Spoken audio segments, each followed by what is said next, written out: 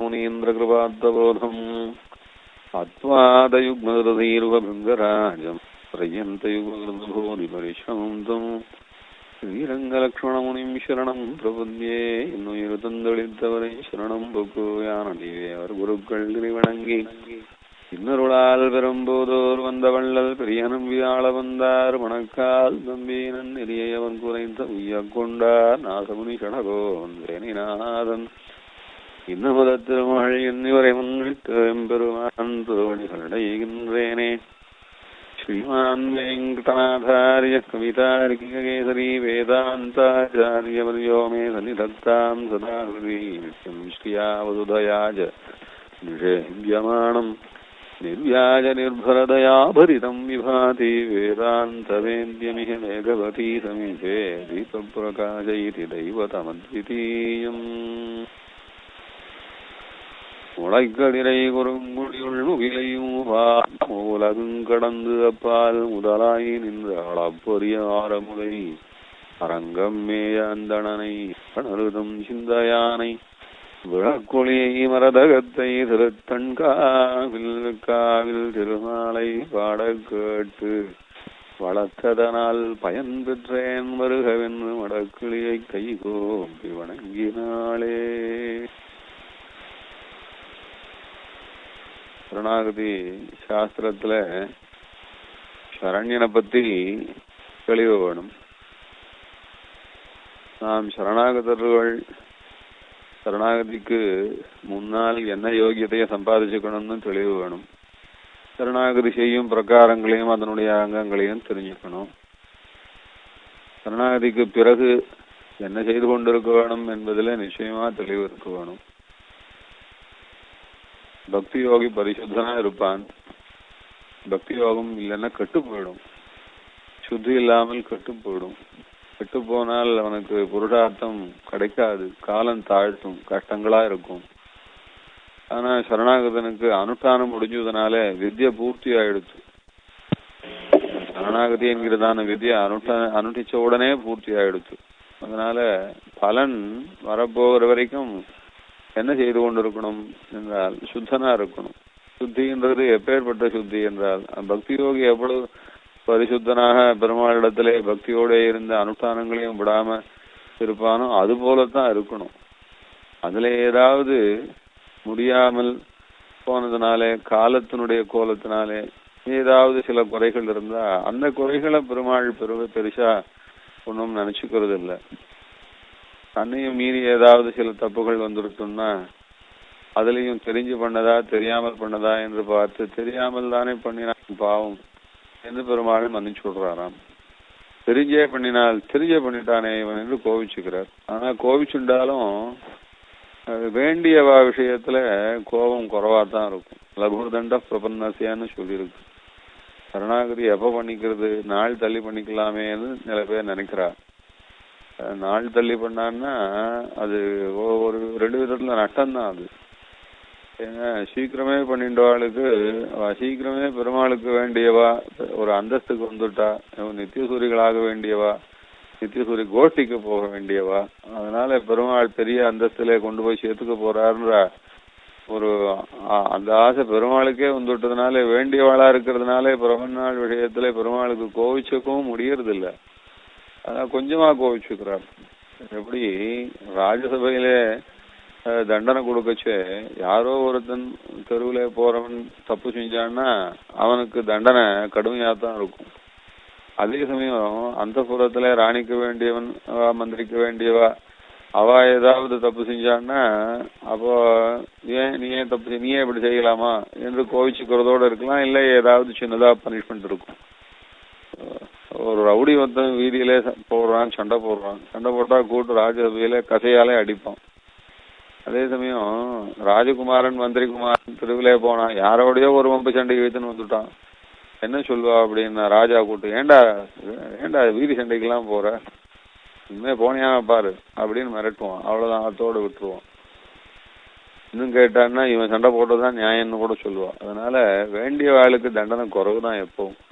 அதே சமயம் பொதுவான ஆளுக்கு வேண்டாத ஆளுக்கெல்லாம் தண்டனை அதிகம். அதனால பிரபன்னன் பெருமாளுக்கு ரொம்ப வேண்டி வந்ததுனால அவனுக்கு பிரபத்தி ஆனதுக்கு அப்புறம் அவனுக்கு பல விஷயங்கள்ல தண்டனை குறைஞ்சே போறது, சில விஷயங்கள்ல தண்டனை கிடைக்கிறதே இல்லை. அதனால பிரபத்தி ஆனதுக்கு அப்புறம் இவனுக்கு பெருமாளுக்கு வேண்டியவன்ற ஒரு அந்தஸ்து வந்ததுனால இவனுக்கு சிக்ஷைகளும் குறையிறது. அது மாத்திரம் இல்ல, பிரபன்னன் நமக்கு தண்டனை குறையிறதுன்றதுனாலயே தப்பும் செஞ்சு கொண்டு இருக்கலாம்னு அர்த்தம் இல்லை. இவன் நாம் பகவானுக்காக என்று ஏற்கனவே சொன்னார் இல்லையா, 30வது ஸ்லோகத்திலையும் 31வது ஸ்லோகத்திலையும் சொன்னா போல இங்க சரணாகதி தீபிகையில 30வது ஸ்லோகத்துல சாதிச்ச போது எப்படி ராமனுக்கு சீதை போல நாம் பெருமாளுக்கு என்று ஆயிட்டோம்னு காட்டி கொடுத்தார். நம்ம சீதை பெருமாளுக்கு என்று இருக்கிற சீதை நான் தான் பெருமாளுடைய பத்னி தானே, என்ன தப்பு வேணா செய்யலாம்னு இருப்பாளா? ஐயோ, என் பெருமாள் என்னிடத்துல ஆசையா இருக்கணும், பெருமாளுக்கு ஒரு விதத்திலும் நாம் வித்தியாசப்படக்கூடாது. அப்படி வித்தியாசப்பட்டா தனக்கே பிடிக்காது, சீதைக்கு தனக்கே பிடிக்காது, தன்னையே பிடிக்காமல் போயிடும். அந்த மாதிரி சீதை தப்பு செய்ய மாட்டா. அது மாதிரி தான் நமக்கு பெருமாளுக்கு இஷ்டமில்லாத ஒரு காரியத்தை பண்ணினா அது நமக்கே நம்மளை பிடிக்காம போயிடும்.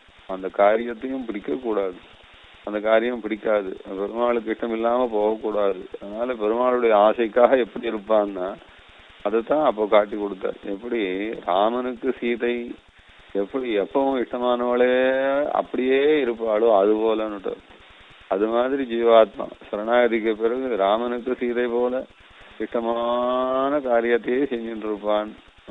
ஒரு விஷயம் இந்த இடத்துல சொல்லணும். ஏன் இதை காட்டி கொடுத்தாருன்னா, பொதுவா லோகத்துல ஏன் வைஷ்ணவாள்லாம் பெருமாளைத்தான் சேவிக்கிறா, பெருமாளை தவிர வேற யாரையும் சேவிக்க மாட்டீங்களா, இது என்ன ரொம்ப நேரோ மைண்டா இருக்கு, ரொம்ப குறுகிய மனப்பான்மையோட இந்த வைஷ்ணவாள் பாருங்கோ ஸ்மார்த்தாள்னா எல்லா கோவிலுக்கும் போறா, அவா கோவில்ல எல்லா தெய்வத்தையும் வச்சுக்கிறா, பெருமாளையும் வச்சுக்கிறா, எல்லாரையும் வச்சுக்கிறா. இந்த வைஷ்ணவாளா இருந்தான்னா வெறும் பெருமாளை முதல்ல தான் வச்சுக்கிறேன்றா, மற்ற தெய்வங்கள் எல்லாம் சேர்த்துக்க மாட்டேன்றா. அப்படியே யாராவது சிவா விஷ்ணு கோவில் கொஞ்சம் கம்பைண்டா கட்டினாலும் இந்த வைஷ்ணவாள் அந்த கோவிலுக்கு போறதே கிடையாது. போனாலும் சரி அங்க பெருமாளை மாத்திரம் சுத்திட்டு வரா.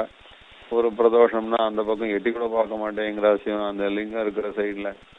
இப்படி பொதுவா லோகத்துல நிறைய உண்டு. நிறைய பேர் அதுவும் வைஷ்ணவாள் செய்வாள் வித்தியாசம் இல்லாம பிள்ளையார்கிட்ட போறவா. அதுல ரொம்ப விஷயம் தெரிஞ்சவாளா இருந்தா பிள்ளையார்கிட்டையும் போக மாட்டான். இப்படி பரமகாந்திகளா இருக்காளே வைஷ்ணவாள் ஏன் அப்படின்னா, அதான் அந்த கேள்விக்கும் இங்கே தான் பதில் இருக்கு. சீதை ராமனுக்குன்னு ஆயிட்டா அப்போ ராமனுக்காகத்தானே எல்லா வாழும். நாம் எதை ஆசைப்பட்டு பெருமாளத்திலே சரணாகதி பண்றோம்? நாம் வைஷ்ணவாளா எதுக்காக இருக்கோம்? நமக்கு வேண்டியது பகவானுடைய திருவடி, பகவானுடைய பிரீத்தி, பகவான் இருக்கிற லோகம். இந்த ஜென்மாவுக்கு அப்புறம் நமக்கு வேண்டியது பகவான் இருக்கிற லோகம் தான் நமக்கு வேணும், அந்த வைகுண்டம் தான் வேணும். அந்த வைகுண்டத்துக்கு போறதுக்கு என்ன காரியம் அந்த காரியத்தை தான் நாம பண்ணணும். நாம இந்த முருகன் இருக்கிற லோகத்துக்கு போகணும்னு ஆசைப்படுறோமா, இல்ல சிவன் இருக்கிற கைலாசத்துக்கு போகணும்னு ஆசைப்படுறோமா, இல்ல இப்படி வேற லோகங்கள்லாம் நமக்கு வேண்டாம். நமக்கு வேண்டியது வைகுண்டமானபடி இல்லை. அதனால வைகுண்டத்துக்கு போறதுக்காக காத்துட்டு இருக்கிறவா என்ன பண்ணுவா? எந்த ட்ரெயின்ல ஏறணும்னு காத்துட்டு இருக்கவா பரவாயில்ல, பக்கத்து பிளாட்ஃபார்ம்ல வேற ட்ரெயின் வந்துடுத்து, எல்லாம் ட்ரெயின் தானே சுவாமின்னு எரிப்பாளான்னு ஃபிளைட்ல போறவா. இங்கேருந்து பிராங்க்பர்ட்டுக்கு போகணும் அப்படின்னா இல்ல சிங்கப்பூர் பக்கத்துல ஃபிளைட் வந்திருக்கு ஏறி போயிடுவாள்ன்னு. அதனால நாம் போக வேண்டியது வைகுண்டமானபடினால அந்த வைகுண்டத்துக்கு வேண்டிய மார்க்கத்துக்கு என்ன காரியம் பண்ணுவோமோ அதுதான் நாம பண்ணுவோம். நமக்கு இன்னொரு தெய்வத்து மேல துவேஷிக்க வேண்டிய அவசியம் இல்லை. பிராங்க்பர்ட் பிளைட்ல போறவன் சிங்கப்பூர் பிளைட்டை துவேஷிக்கணும்னு ஏதாவது அவசியம் இருக்கான்னு? அது பிளைட், அது அங்க போறவாளுக்கு அவ போய்க்கிறா, அதை பத்தி நமக்கு என்ன வந்தது? அதனால அதுல துவேஷமும் கிடையாது, பிரீத்தியும் கிடையாது, அதுல நோக்கமும் கிடையாது. அதே போலத்தான் இங்கேயும் நமக்கு இன்னொரு தெய்வத்தினிடத்துல பிரீத்தியும் கிடையாது, நோக்கமும் கிடையாது. அது அவா சமாச்சாரம். அது பதிவிரத்தையானவள் எப்படி பர்த்தாவினிடத்துல தான் எதையும் ஆசைப்பட்டுப்பா, பர்த்தா கொடுக்கறத கேட்டுதான் வாங்கிப்பா, பர்த்தாவோட வாழ்தான் ஆசைப்படுவாளே வழியா பக்கத்தாத்து மாமா கூட எதனா கொடுக்க மாட்டாரா என்று அவருக்கு போய் சேவை செஞ்சுட்டு வருவாளான்னு தெரியல.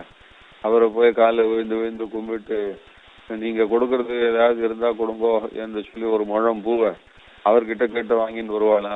அதனால அதான் இங்க காட்டுறாரு. அந்த சீதை ராமனுக்கு போலே ஒரு பதிவிரத்தையான தர்மம் தான் ஸ்ரீ வைஷ்ணவத்வம்ன்றது. அரவிந்தர் ஆண்டவன் அழகா இந்த விஷயத்தை சொல்லி கொடுத்தாரு. நமக்கு வேண்டியது வைகுண்டம். வைகுண்டத்துக்கு என்ன வழி? அது ஒரு உபாசனா மார்க்கம். அந்த மார்க்கம் என்னது அப்படின்னு அதுதான் பிரபத்தி. அந்த பிரபத்தி உபாசனமா இருந்தாலும் ஒரு க்ஷணத்துல பண்ணிவிட வச்சுடுறா ஆச்சாரியாள். பெருமாள் கருணையோட அது ஏற்றுண்டுறார். நாம் பிரபத்தி என்கிறதான வித்தியை அனுஷ்டிச்சுட்டோம். அந்த வித்தியைக்கு தகுந்தா போலத்தான் வாழணும். நமக்கு வேண்டியது பரமபதம், வைகுண்டநாதன் தான் வேணும். அவரிடத்துல ஆசையா இருந்தா தான் அங்க போக முடியும். எல்லாரிடத்துலயும் ஆசையா இருந்து எல்லாரிடத்துலயும் போய் நீதான் எனக்குன்னு சொல்லிட்டு இருந்தா அப்போ இந்த வைகுண்ட மார்க்கத்துல நுழைவு கிடையாது, என்ட்ரி கிடையாது. நமக்கு வேண்டியது பரமபதம், நமக்கு வேண்டிய வழி வைகுண்டத்துக்கு போற வழி. நாம் ஆசைப்படுவது பெருமாள் திருவடி. நாம் எதற்கு இன்னொரு தேவதையை பத்தி நினைச்சு பார்க்க போறோம்? அவ்வளவுதான். இதுல இன்னொரு தேவதா துவேஷம்லாம் ஒன்றும் கிடையாது. அப்படி தேவதா துவேஷம் ஆக்கிரகம்லாம் இருக்கிறதெல்லாம் அறியாமையினால. அது அறியாமைய பத்தி ஒன்றும் சொல்ல முடியாது. எல்லாருக்கும் தான் அறியாம இருக்கு, எல்லா மதத்தாருக்கும் தான் அறியாம இருக்கு, எல்லா ஜாதிக்காராளுக்கும் தான் அறியாம இருக்கு. அறியாமையினால ஆக்ரோஷப்பட்டு தவறு செய்வது, கோபப்பட்டுக்கிறது, இதெல்லாம் ஒரு சாஸ்திரம் ஒத்துண்ட வழி கிடையாது, பெரியவாழ் வழியும் கிடையாது. இந்த அம்சத்தை தான் அந்த 30வது பாசுரத்துல சீதைக்கு ராமன் போல, ராமனுக்கு சீதை போல, நாம் சீதை போல ராமனுக்கு என்ற விஷயத்த அந்த 30வது பாசுரத்தினால தெரிஞ்சிட்டோம். 31வது பாசுரத்துல காட்டச்சு, ஸ்லோகத்துல காட்டச்சு சுவாமி தேசிகன் நாம் யுவராஜா மாதிரின்னு சொன்னார், ஒரு இளவரசன் போலேன்னு சொன்னார். இளவரசன் போலே, முடிசூடப்பட்ட இளவரசன் போலேன்னு யுவராஜபதம் பஜந்தி என்று முடிசூடப்பட்ட இளவரசன் போலேன்னு சொன்னார். முடிசூடப்பட்ட இளவரசன்னா என்ன? ராஜாவுக்கு உண்டானதான அத்தனை பெரிய அந்தஸ்தெல்லாம் இவருக்கும் உண்டு. இது வரப்போறது காத்துன்னு இருக்கு. அதனால அப்படி பெருமாள் இவனை பெரிய அந்தஸ்தோட வச்சுக்கிறாரு என்று சொல்றார். அது வச்சுக்கிறது இங்க யுவராஜபதம் பஜந்தின்னு சொல்றது இங்கேயே சொல்றது. இளவரசனை எப்படி பட்டாபிஷேகம் பண்ணி வச்சு அடுத்ததோதான் உனக்கு சாம்ராஜ்யம் என்று லோகமறிய செய்விப்பாலோ அதுபோல பெருமாள் அப்படி பெரிய சாம்ராஜ்யத்துக்காக இவனை முடிசூட்டி வச்சார். அந்த முடிசூட்டி வச்சது என்ன சாம்ராஜ்யம் அப்படின்னா கைங்கரியம் என்கிற சாம்ராஜ்யம் அப்படின்னு. அதான் போன வாரம் பார்த்தோம். கைங்கரியம் போய் ஒரு சாம்ராஜ்யமா இருக்குமா, வேலை செய்யறது போய் ஒரு பெரிய அந்தஸ்தா இருக்குமா அப்படின்னா அது இப்ப கூட உலகத்துல பார்க்கலாம் சார். அவர் அந்த பெரிய கம்பெனில அப்ப அவர் வைஸ் பிரசிடென்டா இருக்காரு சார் அப்படின்னா. வைஸ் பிரசிடென்டா இருக்கிறவரும் வேலை தானே பார்க்கிறாரு, ஒரு வேலையும் பார்க்கல. பிரசிடென்டா இருக்கிறவங்க வேலை தானே பார்க்கிறாரு. ஒரு வேலையும் பார்க்கலன்னா அவர் யார் பிரசிடென்ட்னுவா? அவர்கிட்ட யார் எதுக்கு போய் நிக்க போறா? அவருக்கு அந்த கம்பெனிக்கு என்ன சம்பந்தம் இருக்கு? எவ்வளோ பெரிய பிரசிடென்ட் கம்பெனில பிரசிடென்டா இருந்தாலும் பிரசிடென்ட்ன்ற வேலை தான் பார்க்கிறாரு அவர். அப்புறம் 60 வயசு ஆச்சுன்னா போறோம் அப்படின்னு சொல்லி அந்த பிரசிடென்ட்டுக்கு ரிட்டையர்மெண்ட்டும் கொடுக்குறார். அதனால வேலை செய்யறது தோஷம் கிடையாது, வேலை செய்யறது இலக்காரமும் கிடையாது. அந்த வேலை பிடிச்சிருக்கா அதை மற்றவா கௌரவமா நினைக்கிறாளான்றதை வச்சுத்தானே ஒழிய அவரும் செய்யறது வேலை தானே. பிரசிடென்டா இருக்கிறவர் என்ன தபசா பண்ண போறாரு? அவரும் என்ன இல்ல தியானம் பண்ண போறாரா? அதெல்லாம் ஒண்ணு. பிரசிடென்டா இருக்கிறவரும் அவரும் பேனா எடுத்து ஏதோ பக்கத்துல கையெழுத்து போடுவார், 2 பக்கம் லெட்டர் எழுதுவார், ஏதோ போன்ல இன்ஸ்ட்ரக்ஷன் கொடுப்பார். ஏன்னா அந்த கம்பெனிக்கு என்ன ப்ராப்ளம் வந்ததுன்னா அந்த ப்ராப்ளத்தை சால்வ் பண்றதுக்கு மீட்டிங் போடுவார். இது எல்லாம் வேலை தானே. இது என்ன சந்தியாவந்தனமா, தபஸா, ஜபமா, என்னது இது? அதனால வேலை செய்யறதுன்னா இழப்பும் கிடையாது, அது தொழில் செய்யறது இழப்பும் இல்லை. அது இழப்பம்ன்ற இதனாலன்னா அதனாலே மேற்கொண்டு அதுக்கு கிடைக்கக்கூடிய பொதுஜன மதிப்பு, பணம் அதெல்லாம் வச்சுதான் இப்ப பெருமாளுக்கு கைங்கரியம் பண்றோம்னா அது இழப்பம் இல்லை. ஏன்னா வேலைன்றது இழப்பம் கிடையாது. அதனால அது கர்மாவினாலே பாதிப்பு இருந்தா தான் அந்த வேலைக்கு இழப்பமே சொல்றோம். இந்த கர்மாவே கிடையாது, அப்புறம் என்ன பாதிப்பு என்ன இருக்கு? சந்தோஷம்தான் இருக்கு. பசி தாகம் இல்லை, தூக்கம் இல்லை, ஒன்றும் எந்த ஒரு தொந்தரவும் கிடையாது, ஜென்மா கிடையாது, மரணம் கிடையாது. அதனால வயசான அதுவும் கிடையாது, கழுத்தனமும் கிடையாது. சந்தோஷமா ஜீவாத்மா பெருமாள் எப்படி ரொம்ப நித்திய யுவாவா இருக்கானோ அந்த மாதிரி நித்திய யுவாவா இருந்து ரொம்ப புஷ்டியா இருந்து ரொம்ப துஷ்டியா இருந்து ரொம்ப ஆனந்தமா இருந்து அப்பேற்பட்ட புஷ்டியிலையும் துஷ்டிலையும் அந்த அப்படி இருக்கச்சு இவ்வளவு கொடுத்த பெருமாள் எவ்வளவு பெரியவன் என்று அப்படியாக்கும். ஒரு பெரிய புயல் காத்தடிச்சா அந்த புயல் காத்துல புல்லானது அந்த புயல் காத்த அந்த காத்தினுடைய வேகத்துல என்ன பண்ணும்? அப்படியே தன் தலைவணங்கி நிற்கும். அதுபோல பெருமாளுக்காக நான் தலைவணங்கி நின்று அந்த அந்த தலைவணக்கத்தினுடைய ஒரு போக்கு விட அந்த எம்பெருமானுக்கு ஏதாவது ஒரு சின்ன பெருமாள் எல்லாம் நிறைஞ்சிருக்கிற பெருமாள் ஏதாவது நம்ம இடத்துல ஒரு காரியத்தை சொல்லி வாங்கிக்க மாட்டாரா என்று ஆசைப்பட்டு அவர் திருவள்ளத்திலே இசைந்த ஒரு கைங்கரியத்தை செய்ய போறான். அதனால ஒரு ராஜா மாதிரி சந்தோஷமா இருப்பான், கர்மா இல்லாமல் இருப்பான், எந்த இட்டம் பெருமாள் இட்டப்பட்ட எந்த கைங்கரியத்தையும் இட்டப்பட்டு செஞ்சுட்டு இருப்பான். அதனால அது கைங்கரியம்ன்ற சாம்ராஜ்யம்னு வரும். பசிதாகம் இல்லாம இஷ்டப்பட்டு ஒரு சிரமமும் இல்லாம பெருமாள் சந்தோஷத்துக்காகவே இருந்து கொண்டு நமக்கு அதனாலே பிரம்மானந்தமா இருந்து கொண்டு செய்யக்கூடிய கைங்கரியம் ஒரு சாம்ராஜ்யமா இருக்கும். அது பரமபதத்துல அப்படி இருக்கும்னா அப்பேற்பட்ட பரமபதத்துல அந்த வாழ்வுக்கு பூர்வரங்கமா இங்கேயும் ஒரு அம்சமாக வாழ்ந்துட்டு இருப்பான்னு அர்த்தம் அதுக்கு. சரி, இப்போ இங்க இருப்பான்னு சொல்லியாச்சு. இங்க இருக்கான்னு சொல்லச்சு இங்க இருந்த நாள் செய்யலாம் கைங்கரியங்கள் 5 உண்டுன்னு பாஷ்யக்கார் ஒரு வார்த்தை சொன்னார்.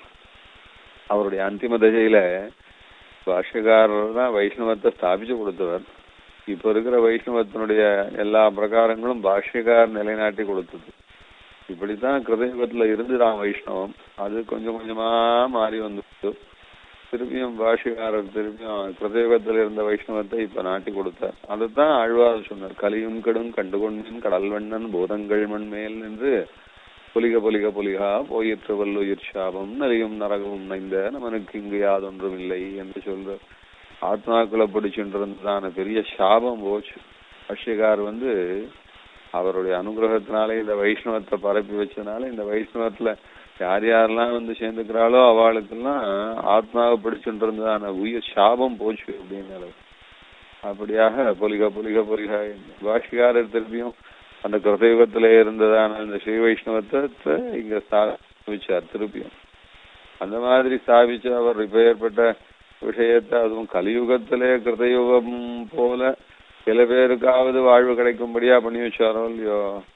அப்பேற்பட்டவர் திருநாட்டுக்கு வெல்றாருன்னா எவ்வளவு பெரிய இது. கிருஷ்ணாவதாரம் ராமாவதாரத்தோட ரொம்ப விசேஷமான அவதாரமாச்சே.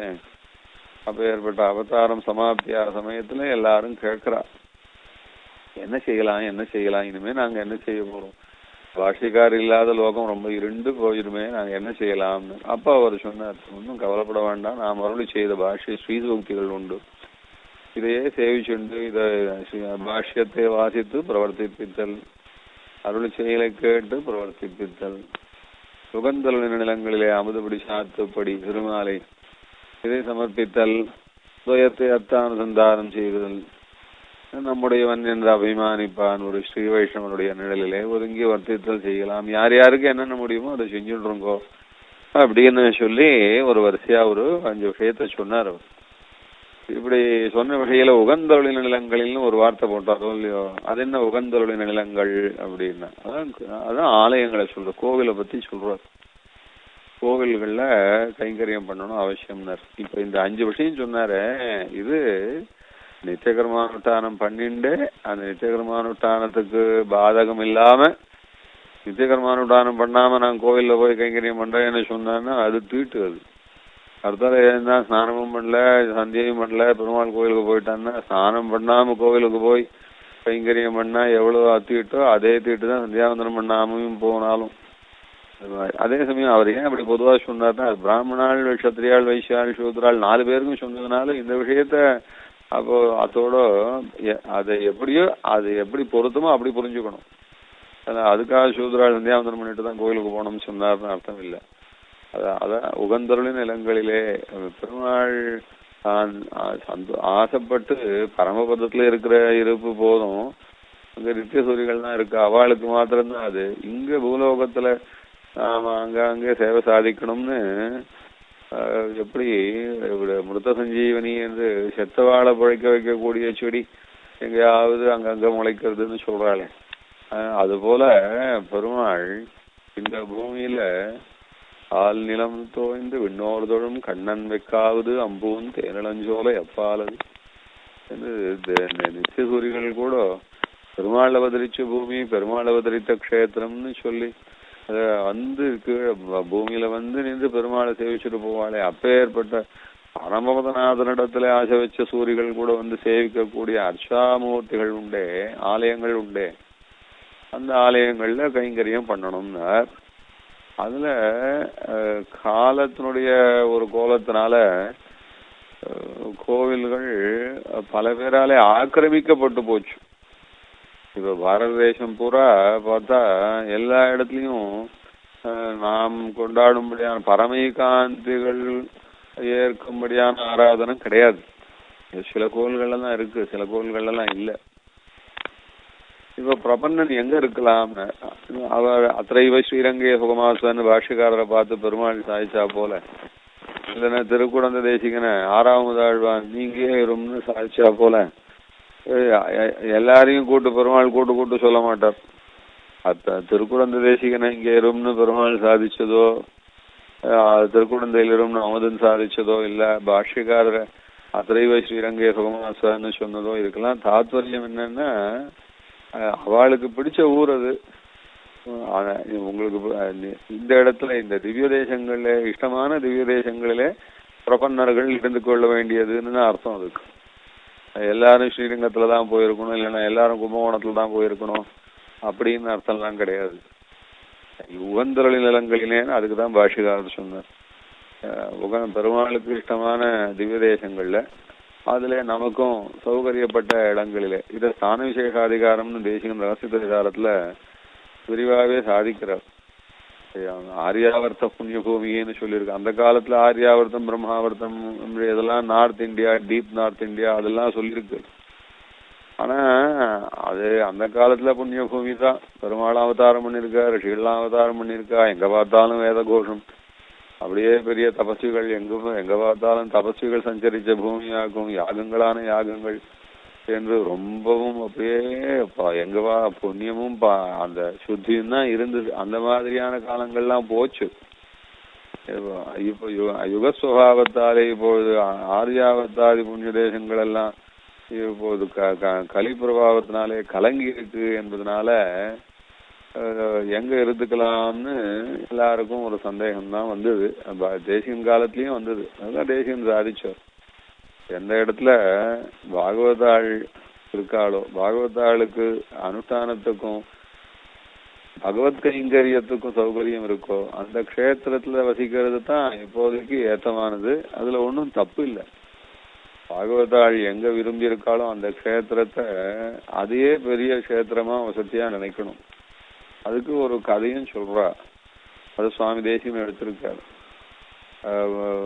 ஒரு ரிஷி காலவர்னு ஒரு ரிஷி விஸ்வாமித்திரர்கிட்ட வாசிச்சு ஆச்சாரிய தட்சிணை கொடுக்கணுமோ இல்லையோ, புறவே தட்சிணாந்தத்யாது யதாசக்தி விவா புனகா என்று சாஸ்திரம் விதிச்சிருக்கு. ஆச்சாரியன் தட்சிணையை எதிர்பார்க்க கூடாதுன்னு விதிச்சிருக்கு, சிஷ்யன் தட்சிணையை கொடுக்கணும்னு விதிச்சிருக்கு. 2 விதமாகவும் சொல்லியிருக்கு. அதுக்கு தாத்பரியம் என்னன்னா, ஆச்சாரியன் தட்சிணையை எதிர்பார்த்து கொண்டு அந்த மாதிரி ஒரு அல்ப ஆசையோட சிஷ்யனை சேர்த்துக்கிறதுன்றது ஆச்சாரியனுடைய வைராகியம் நிட்ட புருஷார்த்த ருச்சி எல்லாத்துக்கும் கேடு. அதே சமயம் சிஷ்யனும் தான் அபியசிச்ச வித்யைக்கு தட்சிணையாக ஆச்சாரியனுக்கு சமர்ப்பிச்சாதான் வித்யையும் சபலமாகும். அதனால சொல்லியிருக்கு. அது ஆச்சாரியாய பிரியம் தனமாகிருத்திய பிரஜாதந்தும் மாவ்யவச்சேதி என்று ஆச்சாரியனுக்கு பிரியமான அவருக்கு உபயோகமா இருக்கக்கூடிய ஏதாவது ஒண்ணு சமர்ப்பி என்று சொல்வது. அதனால அதுக்காக எவ்வளவு என்ன சமர்ப்பிக்கிறது என்றெல்லாம் அது யதாசக்தி பிவா புனக. இந்த காலவர் என்ன பண்ண, விஸ்வாமித்திரத்துல ஆச்சாரிய தட்சிணை கொடுக்க வேண்டாமா, என்ன திருவிழமா சாதிக்கான்னு விஸ்வாமித்திரர் சொன்னார். எனக்கு என்ன வேணும்பா, ஒண்ணும் வேண்டாம், நீ ஸ்ரத்தையா வாசிச்சாதுவே எனக்கு பெரிய தட்சிணை தான், சந்தோஷமா இருக்கு, போயிட்டு வான்னார். இல்ல ஏதாவது ஏதாவது ஏதாவது ஏதாவது தொந்தரவு பண்ணிட்டே இருந்தார், சமர்ப்பிக்கணும்னு. ஒரு கோபம் வந்துடுச்சு. ரொம்ப விசேஷமா 800 குதிரையை கொண்டு வான்னுட்டார் அவர். அது மாதிரி 800 குதிரை, காது மாத்திரம் வேற கலர்ல, உடம்பு மாத்திரம் வேற கலர்ல, இந்த மாதிரி குதிரையை கொண்டு வா அப்படின்னு பார்த்தாரு இவர். அப்படியா, ரொம்ப சந்தோஷம். ஆச்சாரியன் கேட்டா கிடைக்காம போகாதுன்னு நம்பிக்கையா கிளம்பிட்டார். அது பாருங்க அவருடைய இது. இந்த ஆச்சாரியன் இடக்கு கிடைக்காத குதிரையா கேட்கிறாரு பாருங்க. இந்த மாதிரி பச்சை கலர்ல எல்லாம் குதிரை கேட்கிறாரு அப்படின்னு அதெல்லாம் கோச்சிக்கல. அது காது வேற கலரான், உடம்பு வேற கலரான், அதுவும் ஒரே மாதிரி கலரான். இந்த மாதிரி ஆகும். 800 குதிரை கொண்டு வா அப்படின்னா இடக்கு தானே அப்படின்னு. இல்ல இடக்குன்னு நினைக்கல. ஆச்சாரியன் கேட்டு கிடைக்காம போகுமா? அவர் திருவாட்டில இத்தனை விஷயம் நல்ல விஷயம் தானே வந்தது, இது மட்டும் தப்பான விஷயம் வருமா? எங்கேயாவது இருக்கும், நாம பண்ண வேண்டிய தேடி கொடுக்க வேண்டியதுதான் அப்படின்னு. அவருக்கு மருவான் கருடன். கருடன் கிட்ட போனேன், அப்பா எங்கப்பா போ, என்னால எல்லா இடத்துலையும் சுத்த முடியாது, நான் உன் மேல ஏறி உட்காந்துக்கிறேன், போலாம் வா அப்படின்னு சொல்லிட்டு 2 பேரும் கிளம்பிட்டா. அப்படியே சுத்தி சுத்தி பார்த்துட்டே இருந்தேன். அப்படியே போச்சு, ஒரு எங்கேயும் கிடைக்கல. அப்ப சொன்னா வருணன் கிட்ட போனா இந்த குதிரை கிடைக்கும்னா, சரி போலான்னு. அப்போ போச்சு ஒரு தீபத்துக்கு போனான். அந்த தீபம் அப்ப சாயங்கால பொழுது ஆயிடுச்சு. சரிதான் சொல்லிட்டு இறங்கிட்டார். இறங்கி பார்த்தோன்னா ஒரே வேடுவ சேரி, அது வேடுவ சேரியா இருந்தது. அந்த சேரியில பார்த்தா அந்த வேடுவ சேரிக்கு அங்க போய் அந்த காட்டுல ஒரு ஏகாந்தமான ஆசிரமம், அதுல சாண்டின்னு ஒருத்தி இருந்தா, ரொம்ப பக்தையா இருந்தா. கருடனை பார்த்தோன்னே வாப்பா வாப்பான்னா ரொம்ப சந்தோஷம்னா. இப்ப விஷ்ணு பக்தனாச்சு, கருடனை காட்டின யார் விஷ்ணு பக்தன், விஷ்ணு இவர் பார்த்தாரா, இந்த வேடுவச்சேரியில போய் இங்க வந்து உட்காந்துருக்காயோ, இத்தனை இடம் நல்ல க்ஷேத்திரங்கள்லாம் இருக்குச்சு, ஏன் தான் இவளுக்கு இங்க வந்து இருக்கணும்னு புத்தி தோணிக்கோன்னு நினைச்சுட்டார் அவர். மற்றபடி ஒன்றும் பேசவும் இல்லை, ஒன்றும் இல்லை. அதுக்கே அவருக்கு மறுநாள் காத்தால ரக்கைகள்லாம் பறக்கவே இல்லை. எழும்பி எழும்பி பார்க்கறாரு, பறக்கவே இல்லை. என்ன யோசிச்சு பார்த்தார், அடாடா என்ன தப்பு பண்ணோம், நேற்று ராத்திரி நான் தான் வந்தோம், அதுக்குள்ளயும் என்ன ஒரு நாள்ல அசக்தி ஆயிடுச்சு என்ன நினைச்சு பார்த்தார். ஓஹோ, தாண்டிலி என்ற விஷ்ணு பக்த இருக்கிற இடம் மட்டம்னு நினைச்சோம், அதுக்கு தான் நமக்கு இவ்வளவு அசக்தி வந்துடுச்சு. அவரிடத்துல போய் மன்னிப்பு கேட்டுட்டாரம்மா, உன் லோகத்தை நீ இருக்கிற இடத்த தப்பா நினைச்சுட்டேன், அதுக்கு எனக்கு அசக்தி வந்துடுச்சு, அபசாரமா இன்னும் மன்னிப்பு கேட்டுல. அவ சொன்னா ஒண்ணும் இல்லப்பா போயிட்டு வா அப்படின்னு. அவ போயிட்டு வான்னு சொன்ன உடனே தெம்பு வந்துடுச்சு. உடனே அவர் சந்தோஷமா பறந்து போயிட்டார். எதுக்காகனா பாகவதோத்தமாள் உண்மையான பக்தியோட இருக்கிறவா, அந்த என்ன தீபாந்தரத்துல இருந்தாலும் கூட அந்த தீபாந்தரத்துக்கு கூட மகிமை சொல்லியிருக்கு. அதான் அப்படி அப்பேற்பட்டவா அவ வசிக்கிற இடம் அது வேடுவச்சேரிக்கு மத்தியத்துல எங்கேயோ ஒரு வனத்துல ஒரு ஆசிரமமா இருந்தா கூட விசேஷமா இருக்குச்சு. அவ ஆசைப்பட்டு பெருமாள் ஆராதிக்கும்படியானதான கோவில்கள் பக்கத்துல இருந்து பாகவதாலும் சமிருத்தியோட இருந்தான்னா மணிவண்ணனை கடை கொண்டு கைதொழும் பக்தர்கள் இருந்த ஊரில் இருக்கும் மானிடர் எத்தவங்கள் செய்தார்களோ என்று பெரியாழ்வார் சாதிச்சாரோ இல்லையோ. அப்படி பாகவதாள் உகந்தருளின் நிலங்கள், பெருமாள் உகந்தருளின் நிலங்களிலே ஏதாவது சக்தியை வசிக்க வேணும் என்ற அம்சத்தை இப்போ இந்த ஸ்லோகத்தினாலே காட்டுக்கிறார் சுவாமி. அதான் இப்ப 32வது ஸ்லோகம். 32வது ஸ்லோகத்துக்கு கொஞ்சம் அவதாரிக்கே இவ்வளவு நேரம் ஆயிடுச்சு, இருந்தாலும் பார்க்கலாம் என்ன ஆறுது அப்படின்னு. துவாம் பாஞ்சராத்திரிகனயேன பிருதக் விதேன வைகானதேன ஜபதானியதாதிகாராः அஜ்ஞா விசேஷ நியமேன சமர்ச்சயந்தः பிரீத்யா நயந்தி பலவந்தி தினானி தன்யாः. துவாம் பாஞ்சராத்திரிகனயேன பிருதக் விதேன வைகானதேன ஜபதானியதாதிகாராः. சரி, பாகவதாள் உகந்தருளி நிலங்களிலே அமுதுபடி சாத்துப்படி சமர்ப்பிச்சு கொண்டு பெருமாளுக்கு கைங்கரியம் பண்ணி கொண்டு இருக்க வேண்டியது, அர்ச்சாவதார கைங்கரியம் செய்து கொண்டிருக்க வேண்டியது என்று பாஷ்யக்காரர் கூட வழிகாட்டியிருக்கார். அதுல அர்ச்சாவதாரம்னா அர்ச்சாவதாரத்தை ஆராதிக்கிறதுக்கு எந்த ஆகமத்து பிரகாரம் ஆராதிக்கிற கோவில் நமக்கு வசதி, அதுதான் நமக்கு முதல்ல. அது இந்த ஸ்லோகத்தினாலே சொல்றார். பாஞ்சராத்திரம்னு ஒண்ணு இருக்கு, வைகானதம்னு ஒண்ணு இருக்கு, 2 வழி இருக்கு.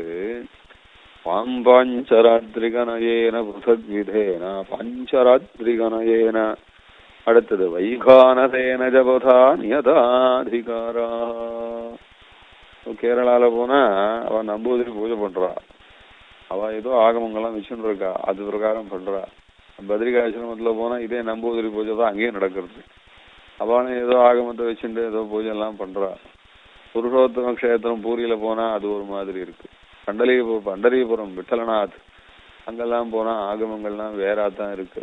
ஏதோ பூஜை பண்றா அவ, ஒன்னும் யாரும் சொந்தமா ஒரு பூஜையை தயாரிக்கல. ஆனா இருந்தாலும் காலப்போக்குல ஆகமங்கள்லாம் வெவ்வேறா இருக்கு.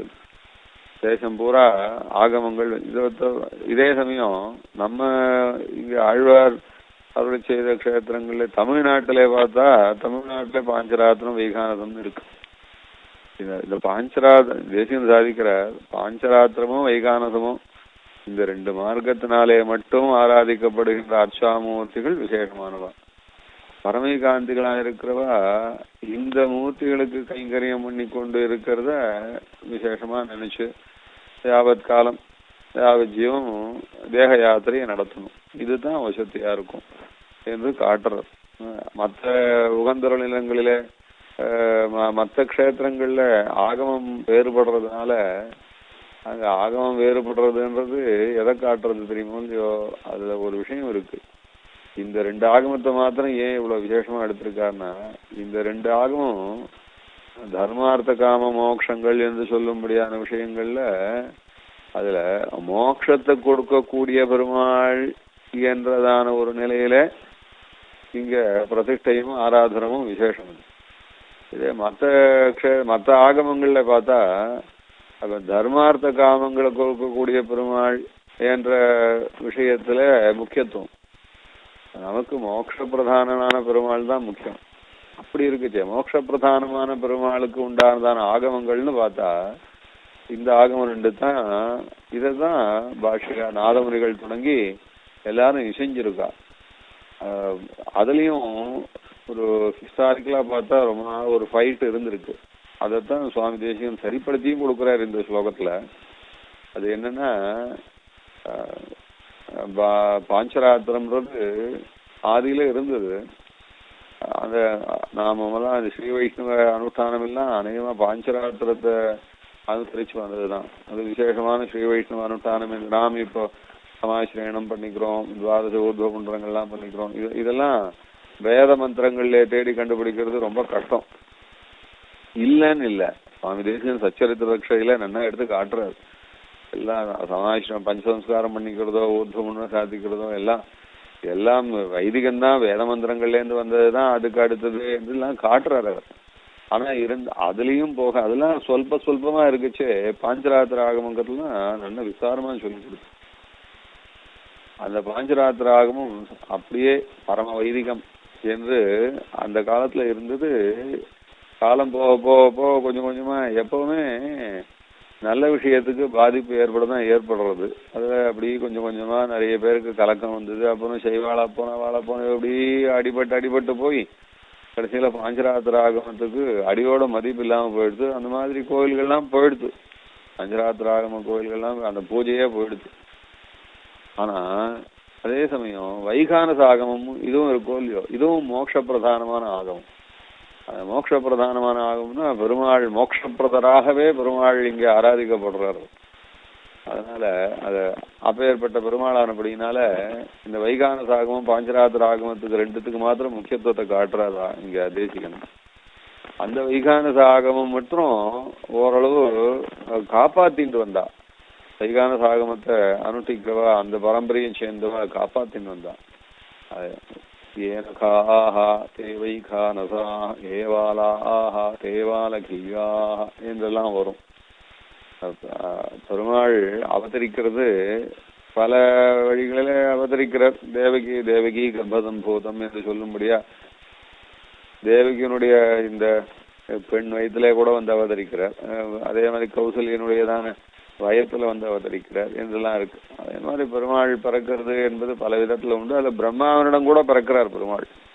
வராக பெருமாளை அவதாரம் பண்ணச்சு பிரம்மாவனுடைய மூக்குல இருந்து தோப்புன்னு குறிச்சாருன்னு தான் பாகவதத்துல வருது.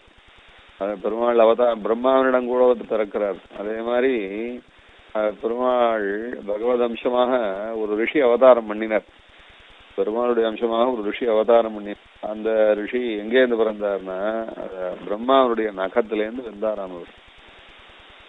அதனால நகம் அதுதான் நகம்ன்றத அப்படியே திருப்பி போட்டு வைகானசம் என்று சொல்றா. அந்த அந்த நகம்ன்றத அதை திருப்பி போட்டா கணம்னு வரும். அது வைகானசாக என்று சொல்றதாயும் ஒரு அது வேதமே சொல்றது. ஏனகாஹா தேவைகானசா ஏவாலாஹா தேவால கில்யோ அப்படின்னு. பிரம்மாவனுடைய பின்பாகம் இருக்கு, அந்த வால் முளைக்கிற பாகம் இருக்கோ இல்லையோ, குரங்குக்கெல்லாம் வால் முளைக்கிற பாகம்னு அந்த இடம் இருக்கு. அந்த மாதிரியான அந்த பாகத்திலேருந்து பிரம்மாவுக்கு வால் கிடையாது. ஆனா அந்த வால் முளைக்கக்கூடிய இடம்னு ஒண்ணு உண்டு. அந்த இடத்துல இருந்து குதிச்ச ரிஷிகள் உண்டா, அவெல்லாம் வாலக்கியர்கள்னு சொல்றோம். பெருமாள் இந்த பகவத் அம்சமாக வைகானசர் அவதரிச்சார். அவர் சாட்சாத்து பகவான் எப்படி வியாசரா அவதரிச்சார், நாரதரா அவதரிச்சார், சனத்குமாரரா அவதரிச்சார் என்றெல்லாம் ரிஷி அவதாரங்கள் உண்டோ அது மாதிரி ஒரு ரிஷியான அவதாரம் இது.